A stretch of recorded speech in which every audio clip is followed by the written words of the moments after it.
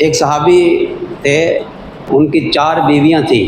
ہمارے ہاں تو 4 بیویاں کسی کی ہوں نا تو ہمارے چہروں پر مسکراہٹ آ جاتی ہے کہ عربوں کے ہاں پاک و ہند کے مسلمان مسکین کہلاتے ہیں، جن کی ایک شادی ہو نا جی وہ مسکین ہوتا ہے۔ عرب ہمارا مذاق کرتے ہیں کہ یہ مسکین ہے پاکستانی، یہ ایک سے زیادہ شادیاں نہیں کر سکتے۔ قطر میں ہم گئے، ان کے ایک عرب کا ولیمہ تھا تو پتہ چلا کہ اس کے تیسری شادی ہے، تیسرا ولیمہ اس کا۔ تو ایک صحابی تھے، ان کی 4 بیویاں تھیں،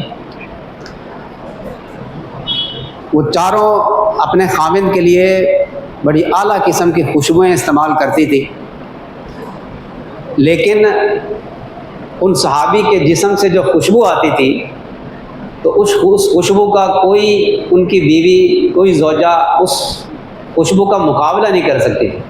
ایک دن ان چاروں نے نا آپس میں مشورہ کیا، کہنے لگی کہ ہم ایک سے ایک خوشبو استعمال کرتی ہیں، لیکن جو ہمارے شوہر کے جسم سے خوشبو آتی ہے ویسی خوشبو، اس خوشبو کا مقابلہ ہماری کوئی خوشبو آج تک کر نہیں سکی۔ تو چلیں پوچھتے ہیں کہ کون سی خوشبو استعمال کرتے ہیں۔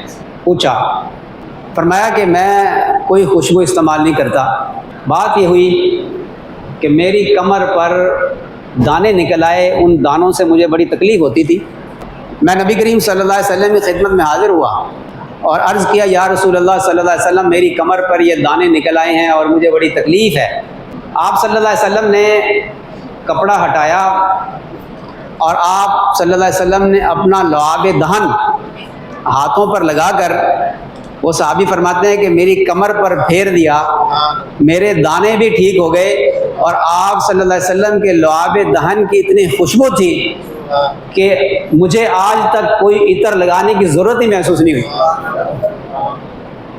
آپ علیہ السلام کے لعاب دہن کے اندر صرف خوشبو ہی نہیں بلکہ شفا بھی تھی۔ جس بچے کے سر پر ہاتھ رکھ دیتے تھے اس کے سر سے ہمیشہ کے لیے خوشبو پھوٹتی تھی۔